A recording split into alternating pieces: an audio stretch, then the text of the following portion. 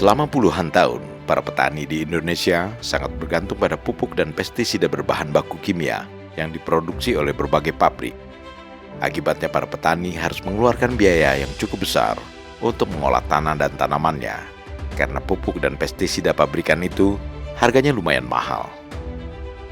Persoalan besar lainnya yang sangat menyulitkan para petani adalah ketersediaan pupuk yang tidak selalu ada pada saat yang dibutuhkan. Hal ini tidak terlepas dari ulah distributor jahat yang sengaja menimbun pupuk pada momen petani sangat membutuhkan, sehingga pupuk menjadi langka dan harganya menjadi semakin mahal. Guna menutupi kebutuhan biaya, tidak sedikit petani yang menjadi bulan-bulanan tipu muslihat para rentenir. Dan setelah jerih payah mereka membuahkan hasil, para tengkulak akan membeli hasil-hasil pertanian mereka dengan harga yang rendah. Walhasil, para petani pun hanya memperoleh sedikit keuntungan, dan keuntungan yang sedikit itu pun akan mereka gunakan untuk membayar utang kepada para rentenir, serta modal untuk musim tanam berikutnya. Lantaran modalnya yang tidak mencukupi, lagi-lagi para petani meminjam uang kepada para rentenir. Lingkaran setan ini tentunya tidak akan pernah membuat para petani sejahtera. Guna memerdekakan petani ini, muncul para praktisi pertanian modern yang terdidik yang memperkenalkan metode pertanian alami atau natural farming. Salah satunya adalah metode tani Nusantara yang ditemukan dan dikembangkan oleh para praktisi pertanian di Nusa Tenggara Timur di bawah naungan Timor Farm Nusantara. Metode tani Nusantara yang digerakkan oleh Timor Farm Nusantara bertujuan memerdekakan atau membebaskan para petani dari ketergantungan mereka terhadap pupuk dan pestisida pabrikan. Para petani didorong untuk bisa membuat pupuk dan pestisida alami yang mudah, murah, dan sederhana dengan menggunakan bahan-bahan baku nabati yang dapat ditemukan di sekitar lahan mereka. Metode tani Nusantara ini merupakan hasil adaptasi dari berbagai metode natural farming, seperti metode pertanian Taiwan, Afrika, dan metode jadam dari Korea yang tidak akan maksimal jika diterapkan di daerah tropis yang panas seperti di NTT, yang menyebabkan bakteri tidak berkembang dengan maksimal, sehingga perlu dikombinasikan dengan jamur mycorrhiza, serta gabungan dengan berbagai kearifan lokal lainnya. Pada dasarnya, metode tani Nusantara itu telah dilakukan oleh para leluhur bangsa Indonesia sejak ratusan tahun yang lalu. Tahap-tahap penggunaan metode utama tani Nusantara ini diawali dengan pembuatan mikroba, pupuk dan pestisida alami, serta mycorrhiza yang bahan-bahannya diambil dari lahan sekitar, seperti daun-daun kering, ranting dan dahan pepohonan, serta buah-buahan, sayuran, dan cendawan. Mikroba yang dibuat dari bahan-bahan alami berfungsi untuk mengurai dan mengemburkan tanah. Mikroba adalah organisme hidup atau jasad renik sejenis bakteri yang berukuran sangat kecil, yang memiliki kemampuan mengurai dan mengemburkan tanah. Cara membuat mikroba ini adalah dengan mencampurkan kentang rebus yang sudah diiris kemudian diremas-remas dengan dedaunan layu dan kering yang disebut leaf mold atau serasa daun, serta ditambah garam krosok.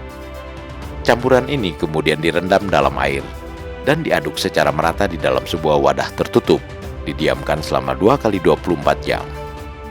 Setelah itu dilihat hasilnya. Jika rendaman itu berbuih, berarti pembuatan mikroba tersebut sudah berhasil. Buih sebagai pertanda sudah munculnya kehidupan jasad-jasad renik yang berfungsi mengurai pupuk menjadi nutrisi dan mengemburkan tanah. Mikroba inilah yang akan disemprotkan ke lahan sebelum ditanami. Untuk memperbanyak dan menguatkan akar, digunakanlah mycorrhiza. Mycorrhiza merupakan nama serapan dari bahasa Inggris, mycorrhiza, sebuah istilah botani yang berasal dari bahasa Yunani kuno, yakni mykes yang artinya jamur dan rhiza yang artinya akar. Mycorrhiza adalah jamur yang bersifat menginfeksi akar, sehingga tumbuh puluhan ribu akar halus dan membantu mencari nutrisi untuk memenuhi kebutuhan tanaman. Mycorrhiza biasanya tumbuh di tanah di bawah rumpun-rumpun bambu. Cendawan ini memiliki sifat bersimbiosis mutualistik dengan akar tanaman, sehingga juga sangat ampuh digunakan untuk memperkuat tanaman. Sebagaimana kita ketahui, pohon atau tanaman yang sehat hanya akan tumbuh bila memiliki akar yang kuat. Untuk itu diperlukan mikorizа guna memperkuat akar tanaman. Proses selanjutnya adalah menyemprotkan pupuk Nusantara sebagai bahan dasar nutrisi bagi tanaman. Kemudian setelahnya menyemprotkan pestisida Nusantara untuk melindungi tanaman dari gangguan hama dan predator tanaman. Pupuk Nusantara ini dibuat dari batang atau ranting pepohonan serta daun dan buah-buahan, dengan prinsip batang untuk batang, daun untuk daun, dan buah untuk buah, yang kemudian menghasilkan zat natrium, fosfor, dan kalium atau NPK. Semua itu adalah unsur hara dari alam sekitar dan lagi-lagi bisa dibuat sendiri oleh para petani. Metode tani Nusantara dikembangkan dengan tujuan membuat para petani menjadi merdeka, atau petani yang bebas dari ketergantungan terhadap ketersediaan dan distribusi pupuk, bebas dari ketergantungan pestisida pabrik, bebas dari biaya yang harus dikeluarkan untuk tenaga kerja pada saat olah lahan, tanam serta panen dengan pola gotong royong bergulir, dan bebas dari rentenir serta para tengkulak yang menyandra hasil pertanian mereka dengan sistem ijon atau dengan menentukan harga serendah-rendahnya untuk produk-produk pertanian sejak awal musim tanam. Dengan metode tani Nusantara, para petani dapat menekan biaya produksi karena mereka bisa mengembangbiakan mikroba dan mikorizа, membuat pupuk serta pestisida sendiri. Dengan demikian, para petani akan memperoleh pendapatan maksimal dari hasil pertanian mereka, sehingga mereka pun menjadi petani sejahtera.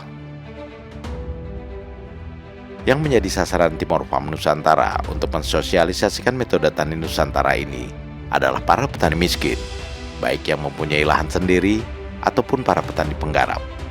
Dalam pelaksanaannya, Timor Farm Nusantara menerjunkan satuan tugas atau satgas yang bertugas melakukan identifikasi, edukasi, fasilitasi, dan melakukan pendampingan agar pelaksanaan metode tani Nusantara yang akan diaplikasikan oleh para petani bisa berhasil sesuai yang diharapkan. Target pertama metode tani Nusantara ini adalah mengolah tanaman jagung di atas lahan seluas 10.000 hektar yang tersebar di 4 kabupaten, yaitu Belu, Timur Tengah Utara, Malaka, dan Kabupaten Kupang, di 200 desa yang mencakup sekitar 10.000 petani di Nusa Tenggara Timur atau NTT. Target selanjutnya adalah memasyarakatkan atau menyebarluaskan metode tani Nusantara ke seluruh Indonesia. Dengan semboyan mudah, murah, dan sederhana, diharapkan para petani Indonesia dapat menjadi petani merdeka yang dapat meningkatkan kesejahteraan mereka dengan tangannya sendiri, sehingga tidak bisa dimanfaatkan oleh pihak-pihak lain yang bermaksud mencari keuntungan dari hasil jerih payah para petani.